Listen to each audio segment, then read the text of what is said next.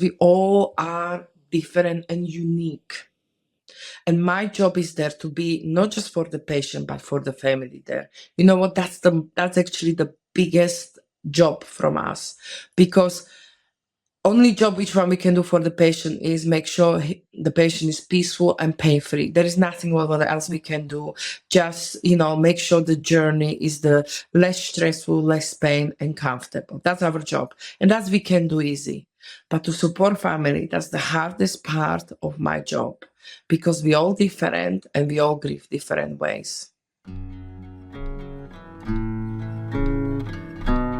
Hey, I'm Tanya Wilkinson, and this is Death on the Daily, bringing the conversation about death out of the shadows and into the mainstream. Because along with birth and change, if there's one thing that's going to happen to us all, then death is it. And we're going to explore how death actually shows up for us on the daily in a multitude of ways, and how when we allow ourselves to accept and to be with death, how it can teach us a whole heap about how to live this life well. So when you go about your day, how often do you say hi, share a compliment, or have a conversation with a stranger? For most of us, and myself included, probably not a lot, because this world is fast-paced and we tend to move through it with tunnel vision. But if we expand our horizons and can see others, we find that there's a profound power in the most simple act of kindness and care, because this is the human connection that we thrive on. And a minute to stop and connect with someone can truly mean the world to them and change their day. And my guest today, Nelly Ghaffar from the Great British Bake Off, reminds us how small intentional acts of kindness, compassion, and care can create waves of change in the lives of those around us, as well as bringing so much joy and meaning into our own. And Nelly is a palliative care nurse and devoted mum to 2 young boys alongside her beloved husband, Farhan. And we really speak to the care and the compassion that Nelly brings into everything in life, including to the patients and their families who she supports, as well as the profound lessons that I felt so inspired by in Nelly's most joyful exit from Bake Off. Real lessons in how we can celebrate those endings and new beginnings, plus how we can all take that Nelly energy and kindness out into the world to create our own ripple effect, exactly as she's doing. So, Nelly, I am so excited to welcome you to Death on the Daily. Hello. I'm excited to be with you here, Tanya. I'm so excited. And you got your microphone with you as well? You got all the tech set up? Baker microphone. I love that it's got the trademark smile on there, the Nelly joy. Absolutely. Everything is about smile. Oh my goodness, I love that. For anyone who's listening to this instead of watching it, Nelly's got a spatula with the beautiful little smiley face on as a microphone. So let's get into our conversation today. And I mean, I'm a massive Bake Off fan, and we are definitely gonna dive into your incredible journey on the show, including your beautiful showstopper with your 5 stars, as well as your ending, because this podcast is all about all of the endings in life. But before we get there, I want to start in a different space to showcase maybe another side of you that perhaps viewers of the show, don't know too much about. And this is you as a palliative care nurse. So Nelly, I would love for you just to share a little bit around your work in nighttime palliative care, your journey, and what's really inspired you to specialize in this area. When I was about 15 years old, my grandma was diagnosed with cancer. She died when I was 16.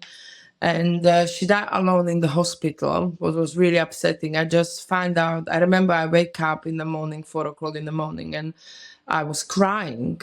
I could feel it that she died. I don't know if you believe on that or not. I'm not sure what I believe or I don't believe, but that's how I felt. I cried. I was thinking about her. And then those days, obviously I'm 44 now, so that's some times ago, we didn't have a landline, so we had a postman came with a telegraph. I'm not sure if it is pronouncing correctly in English. Telegraph is like a message which one you type and then postman will bring it to you.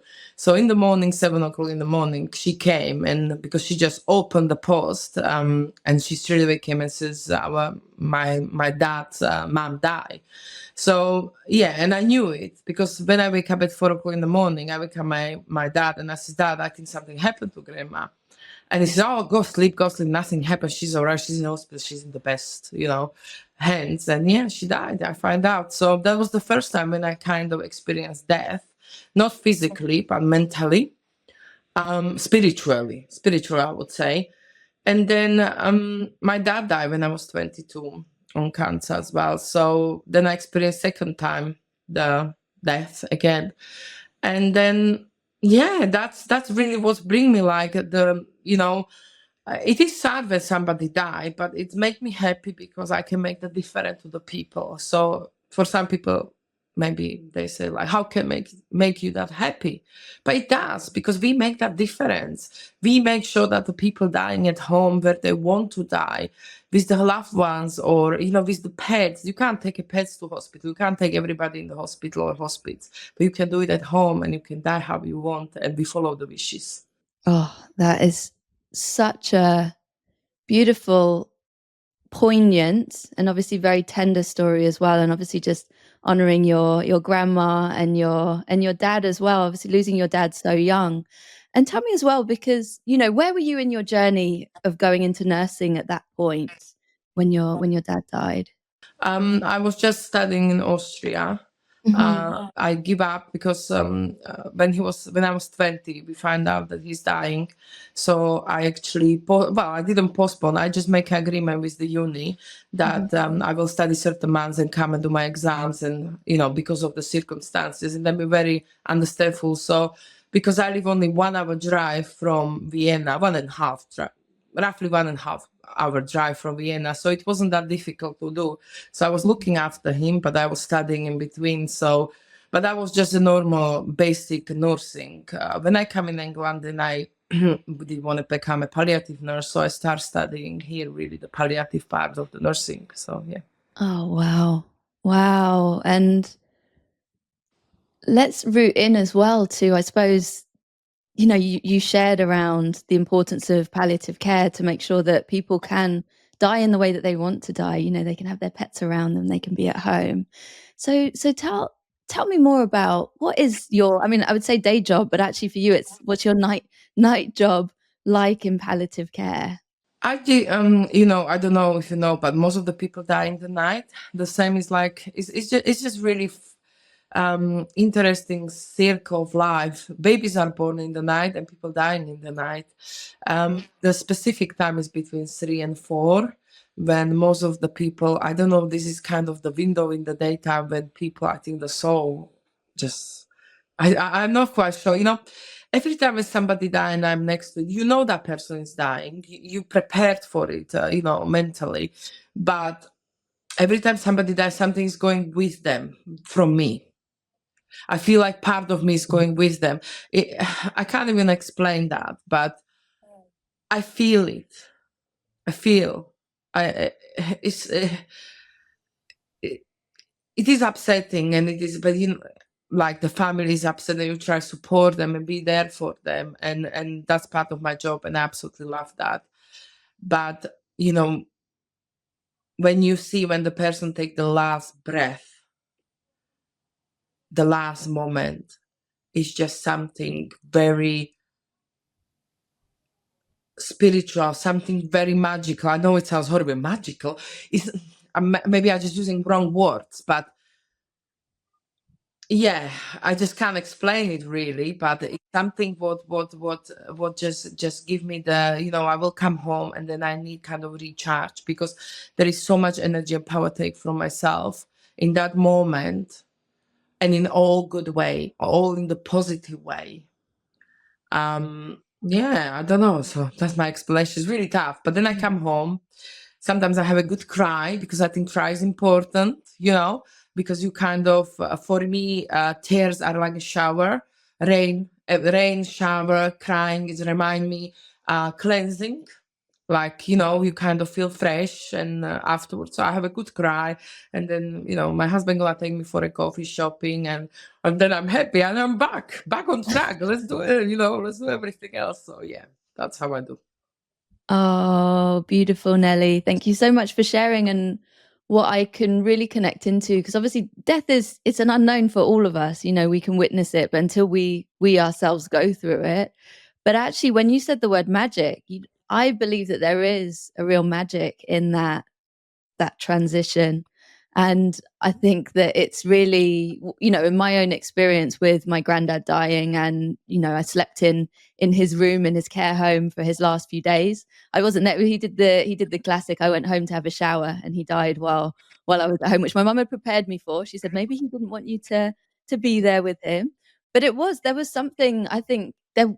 I can feel the magic that was there, and actually that was my teacher in the fact that, because I'd never really lost anyone who was sort of very close to me before my granddad, and I didn't know how it would be, and I didn't realize that actually there's something, again, it sort of feels like such a weird word to say, but something joyful Yeah. in just being there, in supporting him, and being there to witness that last little chapter for him, which has given me so many sort of deep and beautiful memories. And I also love as well the way that you talk about, how you process it afterwards, that it's okay to cry. We live in a society where actually we're told to sort of punch down our emotions, to suppress them, particularly in the UK, it's that stiff British upper lip sort of mentality. And I love that acknowledgement that actually you come home, and if you need to cry, you cry. And then Farhan, your husband, he'll take you out, and you'll bring the joy back in, that there's always joy on the other side of those tears once you've had that shower. I think that's so beautiful. And I'd love to hear as well from you, Nelly, obviously being around families, and obviously the people who are dying. How do you see that kind of the emotional processing? Are people okay and open to cry, or do you see where people are kind of suppressing and maybe bottling it? There is no judgment in way how we grieve, because we are all different, and we express grief very, very different. I'm very open, and there are people who are angry, there are people who are frustrated, there are people who are emotional, there are people who think no emotion at all. But there is there is no rule, there is no book how we're supposed to grieve.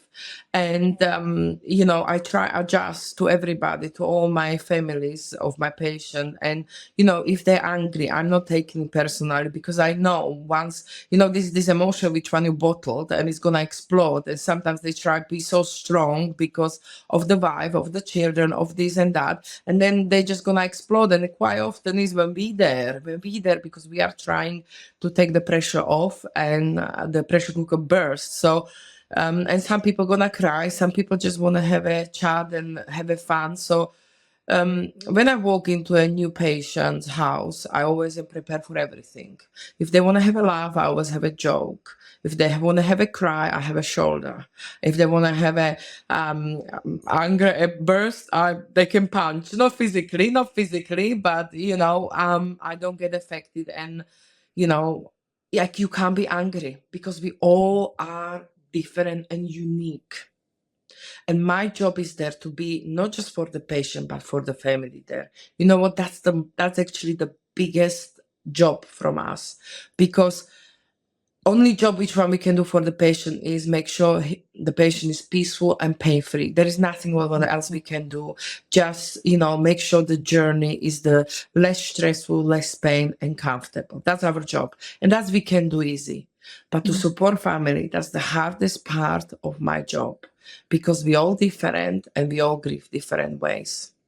Yeah, I really feel that. You took me back actually to those few days with my granddad, and actually I remember the palliative care nurse Jay. Shout out to Jay, who was coming in the night to look after my granddad through I think it's the morphine and the drugs and stuff like that.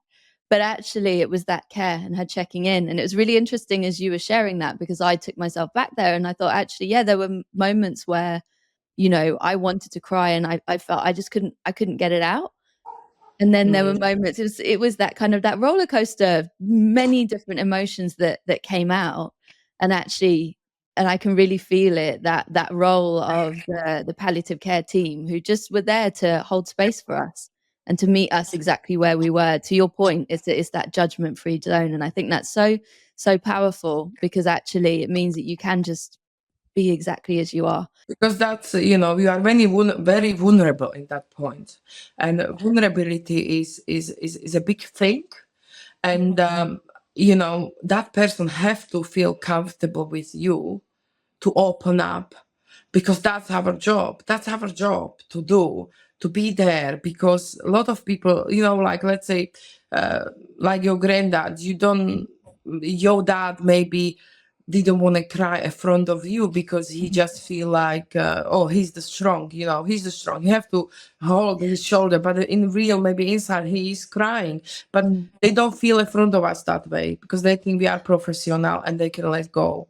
So yeah, so that's very important in our job. Actually, the family is our job. To this the aftercare, which one we do. Yeah.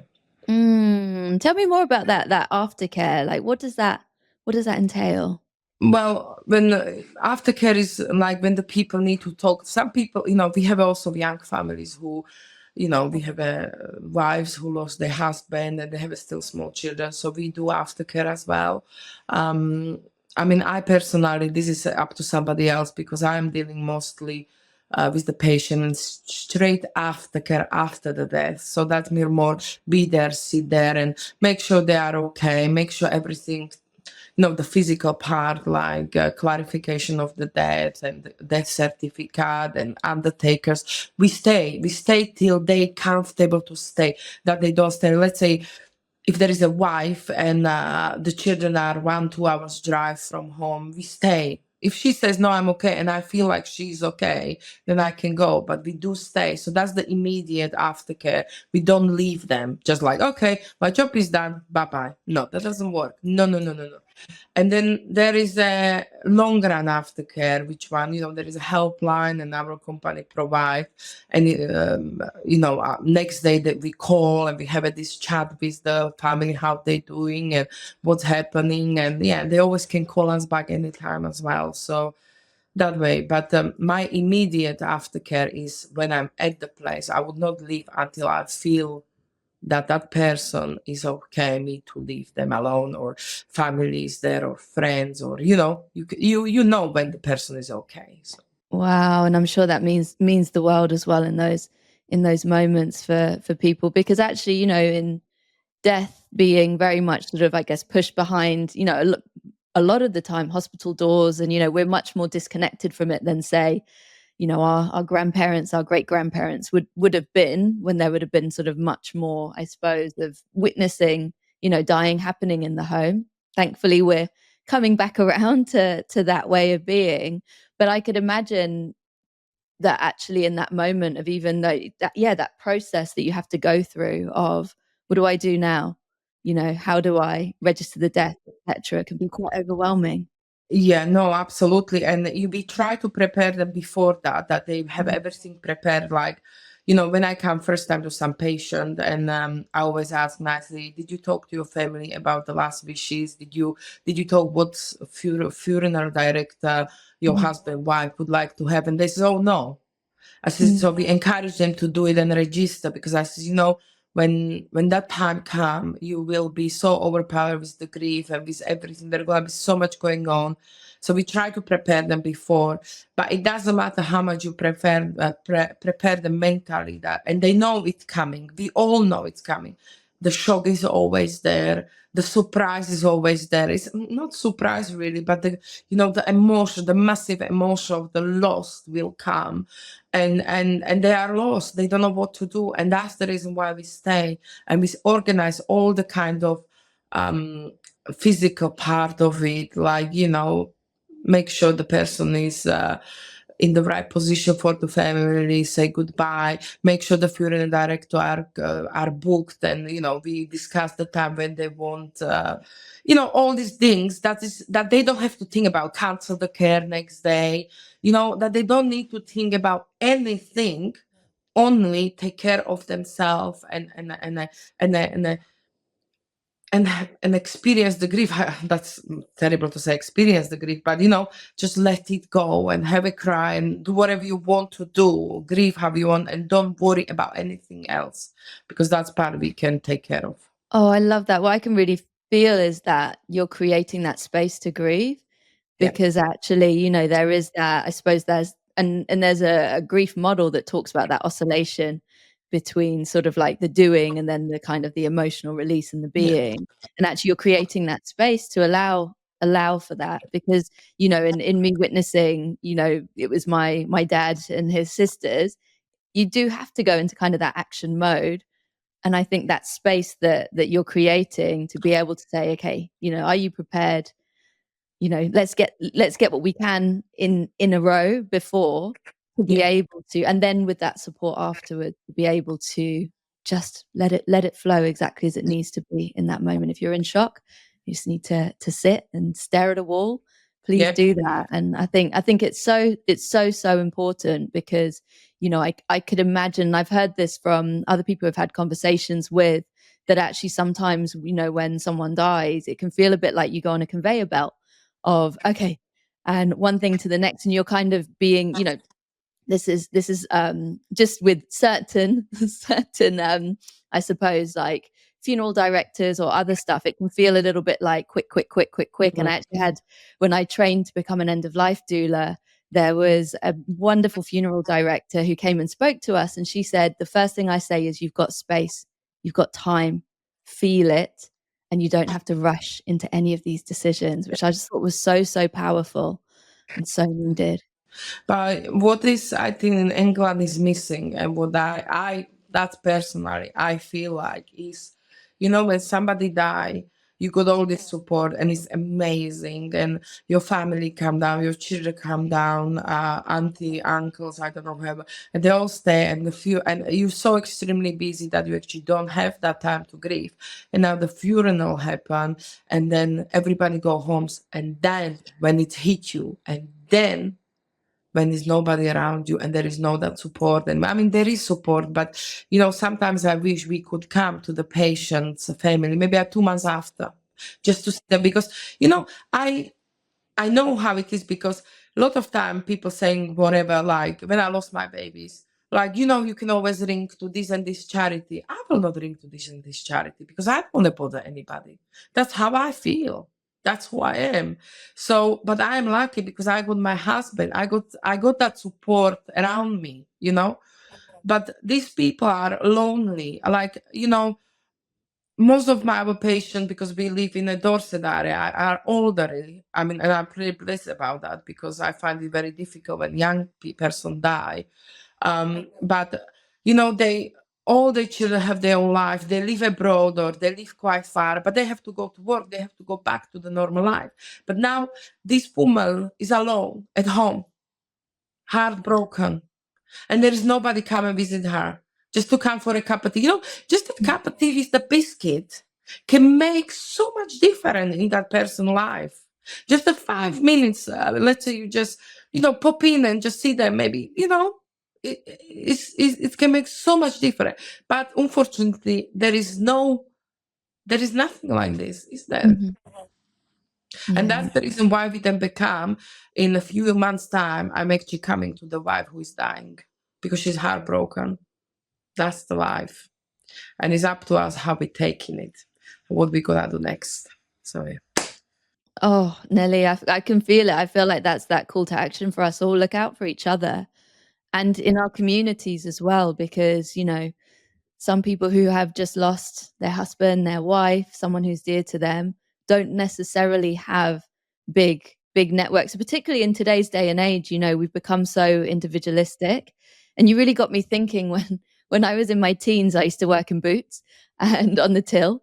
And it really struck me then that you'd have the same people coming in every single week. I was in there on a Saturday, and they'd have a conversation. And then after a few conversations, they'd always stay for ages. They take their time with everything. And after a few conversations, and they'd say, oh, my wife died, or, I'm living on my own, or whatever it is. And you realize, oh my goodness, this is their human connection.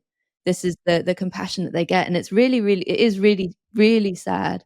And I think that's such a beautiful reminder that whether it's someone, who we know and who we love in our family or in our friendship group, to keep checking in and making sure, because I think that's so important as well, what you shared, Nelly, that actually for some of us, we won't go and call up a charity or reach out for help. And I think that is absolutely crucial. And then what I could really feel from your spirit there is, how can we take that beyond to just keep that eye out for people in our community who are feeling that heartbreak and feeling lonely in it. And not just that, but we are so self-concentrated in this world. I mean, and that's not negative, but we all have our own problems. You are thinking what I gonna cook, how I gonna buy, where I need to work, what I need to do, and you are, you got these walls on your side of your eyes that you can't see nothing beyond. And Yeah. I just go every morning to school, and one lady on the way to school, she's older, and she few times stop us, just says hi. And because I always encourage children to always say to elderly hi, regardless if you know them or no, you're gonna say hello. So they says good morning every morning, and she slowly start talking to us. Not it didn't this is a year how it slowly become like that, and we start talking, and I find out her husband died.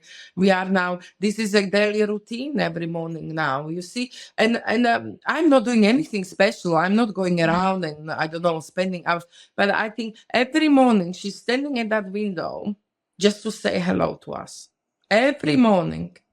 And I think that make her day. Mm.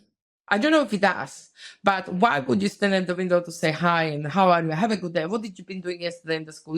Few questions. And my kids asking, Mommy, but why do we always have to talk to her? And I'm like, because it is nice. Do you not enjoy it? Yes, I do enjoy it. I'm just asking, why she always wait for us? We are not her family. But you don't have to be a family. But just to say hi and be kind is worth it. Is it not worth it? And he says, yes, Mom, you are right. So yeah, sometimes we just need to open the blinds, which one, and look for it, look for people. Even if you go to shop, there's so many older, and you know what? If you start talk to them just a little bit, like I'm picking up a lemon, I say, oh, this lemon doesn't look really good, and say, oh no, it's not, and they talk and talk and talk. But if you don't do that, they will not talk. But that's what can make a change in their life. This little chat, 2-3 minute chat. Believe me, I see it. I know it. I experience it. Oh, I love that. I love that. It's so simple. And like you Yep. said, it takes next to no time. And actually, tell me, Nelly, because what I can feel is that I can feel joy coming from you as you're sharing that. Like, how do you feel, when you are having those kind of human connections in with community? What does that bring to you? I know one day I will be that older lady. And I know my children, I hope they're gonna be here for me. However, I will never put the pressure on my children that you have to every day be there for your mother, because I know how tough it is, how life is hard. Some people working 2 jobs, it's really hard. You don't have to. So I don't want to be that kind of mother who, older mother who myself feel like I have to do it. I want him to do it because he want to do it, not because he has to do it. Do you see that's a big difference? So I won't be in the shop, and I want somebody gonna talk to me about these lemons. Yeah. And yes, you need to start somewhere, right? So if we share this, somebody else gonna listen to this, and maybe they gonna walk to that shop and gonna say, "Oh, this lemon look rubbish," and that, you know what I mean? Spread the word, right? You can't change a world in one day, right? And but we can be positive and look out for it and try our best. And if you're gonna do it next when you go now to shop after this interview, and you're gonna do it, you're gonna feel better, believe me, because it's fun. And they can be so funny, these people. You can have a really laugh. It's amazing how wonderful they are, and you feel it. It makes you joy, actually. But sometimes it just take a little bit of oomph to do it. Sometimes you go, I'm not gonna talk to that person look grumpy. They're not grumpy, they're just sad. Yeah. And we need that. Oh, I love that. And I think, when I connect into just little things where you do those little moments of kindness, you do feel good.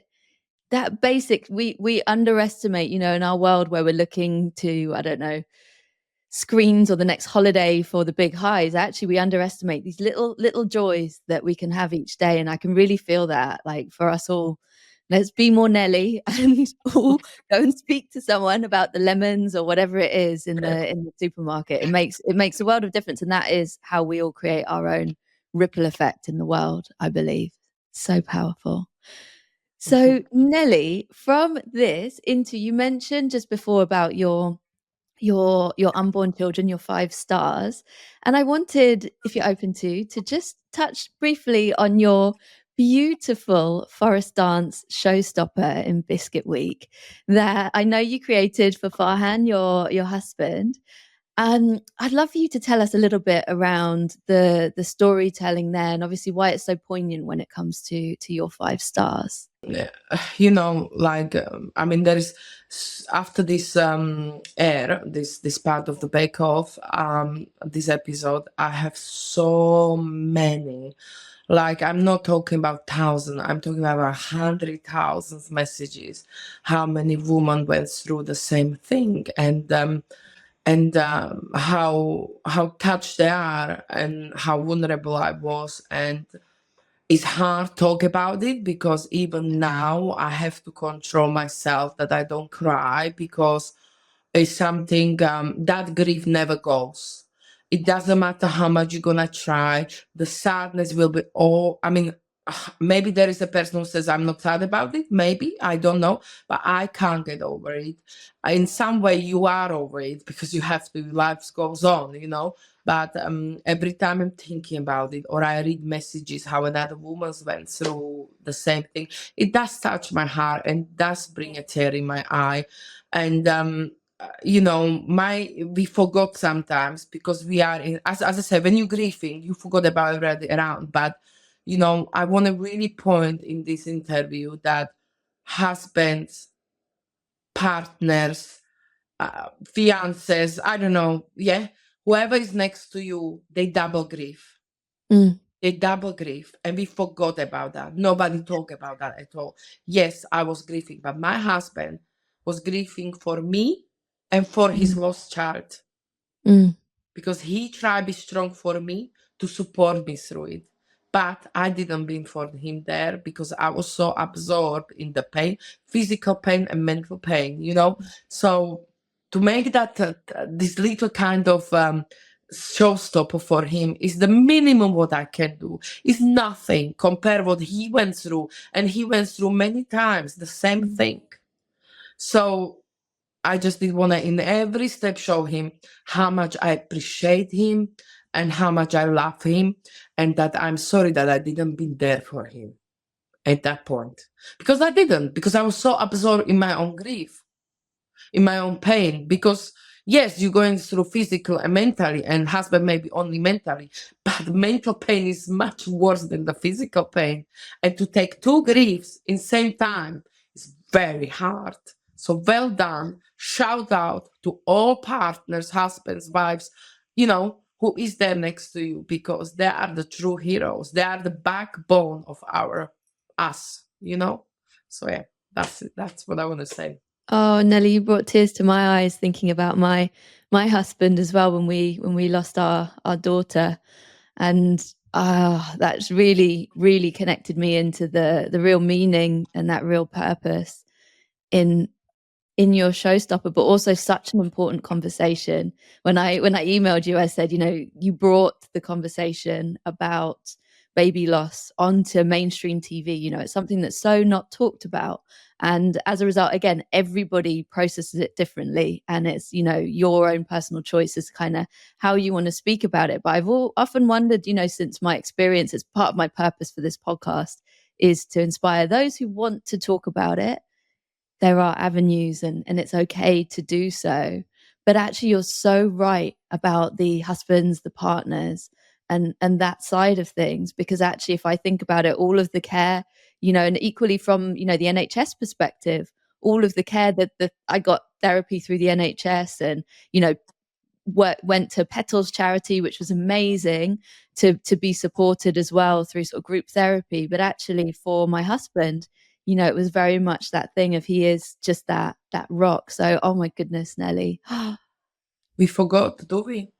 We saw it's not negative, mean on rudely or horrible, but we so self-absorbed to bring ourselves back on track because you have a children, you have that you live normal life, that you kind of have, but we don't actually think about who is holding us up, because behind every strong woman is somebody who is in your background that we forgot, and that was the point of that Poppy's puppet show and my caramel wig as well. That showstopper was for him as well, because he is wonderful and he is so strong.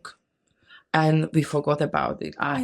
Because I was so self-absorbed every time when we lost baby, and I was angry, and he get all the anger, he get all the bad thing, and I was just selfish in one way, So what else? I just want to make sure he knows that I appreciate him so much. Oh, I love that, Nelly. But I would also say, I think it's completely understandable, because obviously when we have been through that, and like you mentioned, there's the physical as well as the mental. I'm thinking about, there's this care diagram that I saw that shows it's sort of like the care out going inward. So you've got the people at the center, and then there's the ring around it, and making sure that everybody's sort of got people who are caring for them and checking in. You've got the epicenter, and then you've got the people slightly out, the next ring around the family, making sure that there are people checking in from all areas. And what you got me thinking as well is around, again, a bit like the lemons conversation, how actually there's something really powerful. And again, how we as a community can make sure that if we know someone who's been through baby loss, check in on both of them and keep checking in, because in that moment for the mother, it's totally understandable to be in your own pain. And actually, if there are other people who are, I'm thinking about with my husband Jordan, who are sort of just messaging him or checking in and making sure that he's okay alongside me, I think that again is something that we can all do in our little worlds for those who are really hurting as a couple and as a family. Yeah, absolutely. They are very important. We need to take care of them. Yeah, exactly that.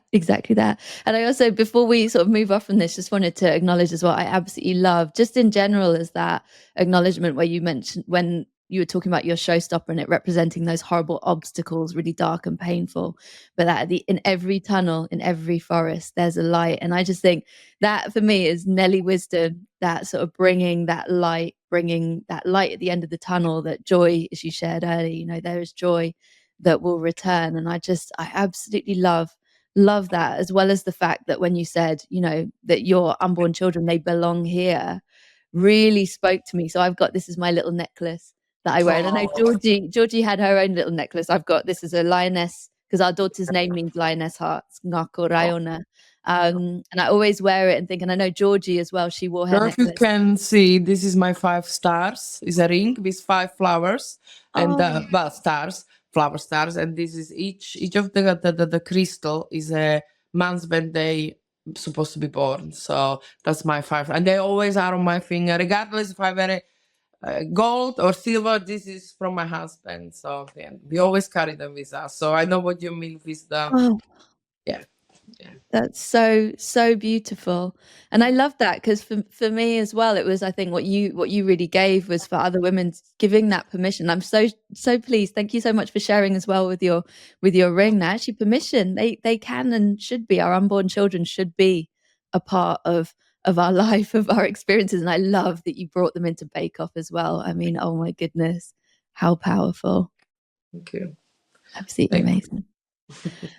So now, before we complete, I want to speak briefly to your Bake Off ending.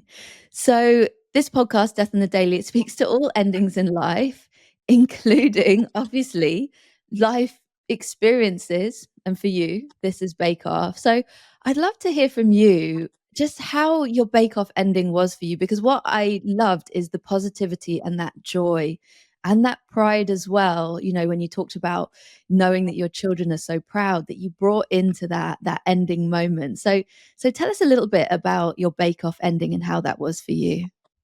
You know what? I always say, for me, it wasn't nothing to cry on. I mean, we all are very different, and we experience stuff different ways, and some people are more competitive and they feel really sorry when they lose, and that's okay. No problem with that because but for me, I have, we would be here forever if I talk about my life, but I went through a lot of hardship from a day when I was um, made, made, yeah, from the embryo because my mom didn't want me as embryo and I wasn't very happy pregnancy and anyway, that's different story, yeah. So for me, I learned in my life, and I was so much hardship, like as a child, as a teenager, and as an adult. Um, I am a winner Mm. because I survived, and I'm still here, and I'm talking right now to you. And you know what? Everything what happened in my life, I know it's gonna say sounds cheesy because people are, but why this happening to me? Why to me? Because there is a reason for it. Mm. Because you learn, you become wiser, and you look back and you say, you know what? Will I go through this again?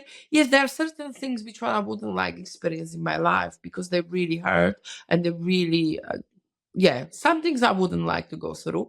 However, I would go back and live that life again because that's made me who I am now. So to go to Bake Off, I never applied for it. My husband applied for it. Yeah.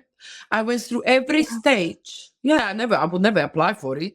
I can't really bake, can I? Anyway, You can. but he believed in that. He said, you enjoy that, so go. Why not? And I went through, there is a lot of stages till you actually get to the 10. And I went through every stage with the flow because I don't say I didn't care, but I says it is what it is. Because you know what? I went through so much hard life. I am not Mm. gonna stress about a cake.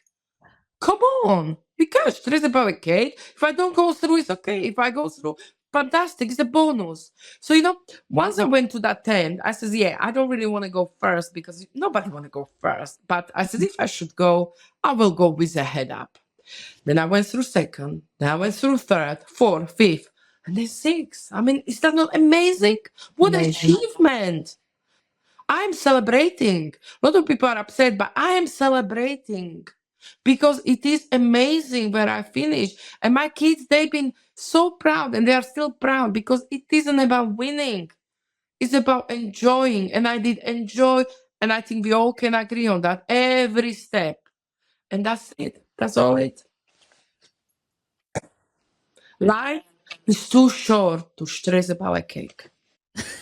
Life is too short to stress about a cake. I love that. And I feel like that's wisdom we can all take in everyday life. Is too short to stress about this small thing in work today or whatever it is. And it's really interesting as well where you talk about the hardship that you've been through, and the fact that actually that brings that perspective. Because I really believe that. I believe that when we go through really difficult times, if we can just be present. That was my journey with our daughter, was after our 20-week scan, when we knew about the birth defect that meant she couldn't survive outside of the womb. I made a promise to her to be present. And with that promise, it ended up being the greatest gift that she could have given me, because somehow from that point onwards, I managed to be present through her death, her stillbirth. And actually, what I realized is I can hold this, but also, to your point, I can grow through this. I can understand how, for her future siblings who will hopefully come in at some point, that actually I will be, a better human. I'll be a better mother because of her and because of that experience. And then to your point around, we're not going to stress about a cake exactly the same. When I stress about work or something else, I just think, look what I went through. It's not worth it. It really, really isn't. So I think that's such powerful wisdom and perspective that you brought into your Bake Off ending. And it really resonated because you could see everybody else in floods of tears. You could see Noel Fielding was so upset. And I thought it was a really beautiful sort of ending to witness that actually, even in these smaller endings in life, there can be real sadness. Oh my goodness, Nelly's leaving the tent, and that's okay. But also then you just bringing that joy and that perspective into it is so, so profound. Life lessons for us all. I mean, the tent was, I didn't cry because I was happy to go, but they literally, from the runners to the cameraman to the mind producers, They all been crying when I was leaving, literally. And I said, don't cry because it made me cry when you cry. You know, they all been crying. I said, but this is not, this is a celebration.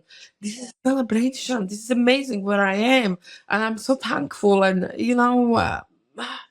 but they all been crying, and at first I was thinking Noel is acting it, when it was camera. I said maybe this is just a straw, But no, he was genuinely so upset even afterwards, and he's just such a, he's a very deep person, Noel. He is amazing person, like so deep, so emotional, and that's the reason I think we connect so strongly, because I could feel his spirit, his emotions, and he's fantastic. Yeah. But everybody was crying, just I was like, come on, let's have a party. Oh, oh, I love that. I think it's such a well that is a beautiful. Do you know what? That's a beautiful example where actually we can all process these things in our own ways. And I also, I just wanted to share as well when you wrote the message, this is not end, only beginning. I will be back. And also that beautiful thing of there's new beginnings that come after these endings. And Absolutely. I don't know what life gonna bring to me now. I mean, if it's gonna affect, like, a lot of people ask me, so when you gonna have your own show and that, I don't know. And but you know what? It did change my life, and that's the reason why I'm Vina as well, because I just realized that actually I'm worthy. I'm worthy, because as a child, I was abused a lot, and what you experience as a child, you bring into adulthood, because as an adult you can protect yourself from negativism, but as a child you can't, and it's stuck with you. It's a deep print, very very deep print to feel in. So I never think that people gonna like me. I never think that I'm gonna be interesting. I will blame myself for my life. What I experienced, that is my fault, because I'm not good enough, because I'm ugly, I'm fat, I'm stupid, I'm a lot of and laugh production, they give me, they let me to get open, and they help me. The amazing people behind these cameras, they should have a degrees from psychology, because they are, you can't see that, but we can see that, and we can feel it. They are so supportive and amazing, and I just kind of open up, and they say, this is amazing. I'm thinking, this is not amazing, this is awful, I'm horrible. And they say, no, you are amazing. And I said, no, I'm not. So it changed my life. So it doesn't matter what's happened now. If suddenly now nobody gonna like me, nobody gonna follow me, there's this all my bakers, this is a big thing for them. But I'm thinking like, it doesn't matter to me if I gonna get a show or not, because I know who I am, Mm. and I'm experienced completely new Nelly. I wouldn't speak like to you like this year ago, because I think you are not interested in what I'm saying. It's nothing. It's horrible. I'm horrible. So, you know what I mean? And that's the reason why I'm a winner. Not because of Bake Off, not because this is my personal win. And as you say, something finished, but something new, amazing start. And this is the beginning. This is the beginning for my children, for my husband, for my life. Regardless if I go up with celebrity or not celebrity, I'm Nelly. And I'm here and I'm back. This is the true me. And that's my win. Oh my goodness, Nelly. This is the true you. That's so, so profound. And I'm conscious of your time and wrapping this conversation up, but I just wanted to ask one final question, which is from this space, if you were to share, you mentioned a year ago, you wouldn't think, and I mean, you would have been just as wise and just as insightful and just as joyful and incredible a year ago. But obviously, again, it's about really feeling it and believing it. So if you were to write a note to yourself a year ago, before all Bake Off started and everything, from where you're sitting now, what words of wisdom would you share with yourself a year ago? Show who you are, because you are amazing. That's it. Because this what you can see, that's always in my home between these four walls. But when I come out, I always close up, because I think people don't like me. People, because why they would like me. But now I walk out with my head up. With my head up, my chin up, and I walk like a queen, because I am a queen. Maybe only for my husband and my children, but I am a queen. That's what I would say to myself. Be yourself and show it, because you are amazing. You are amazing. You are a queen. Nelly, you are queen for many people globally. So I think that as there's people who are going to be watching or listening to this, they'll be nodding along, being like, yeah, Nelly, you are a queen. And I think that's really powerful wisdom as well that we can all take. You know, show who you are, be authentically you. Yeah. We've all got so much to give.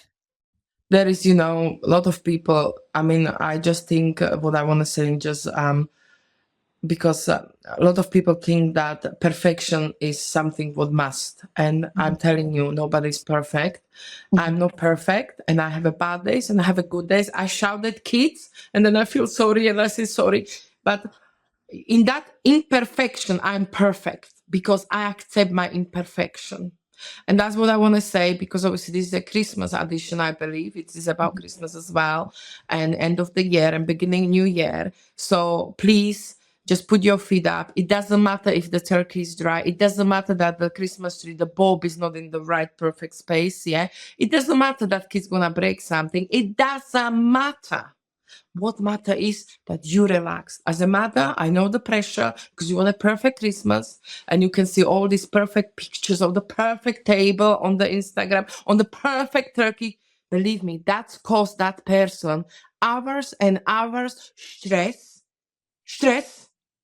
And then do you enjoy when you stress? No. You make the picture, put it on the Instagram, and you are finished. You are finished. You don't want to, so please don't stress about turkey or a cake.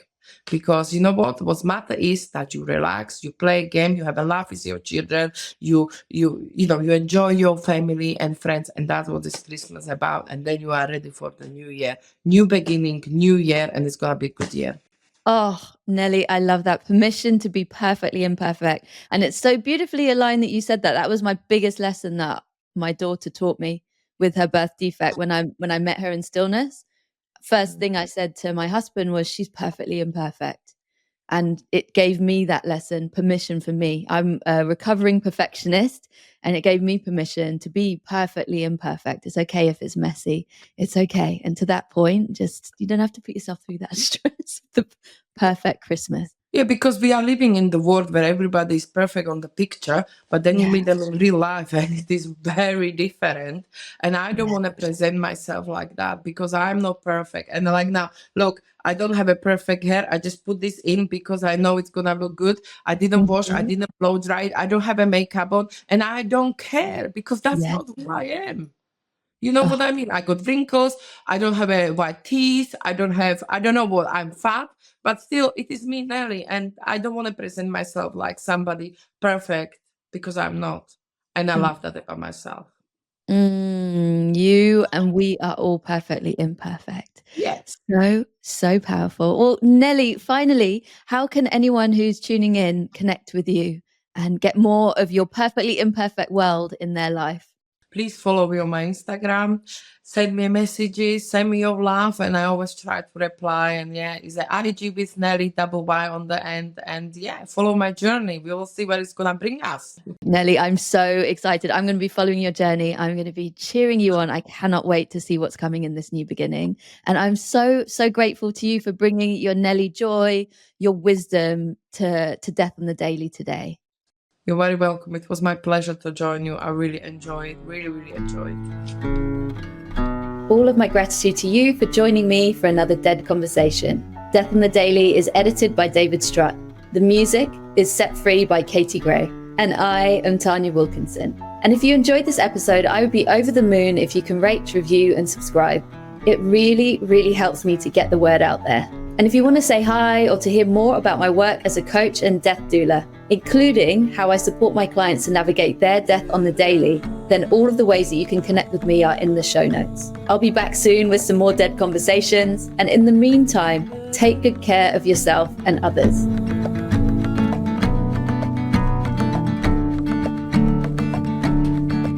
There's a cold fire, there's a crossfire, and there's something inside.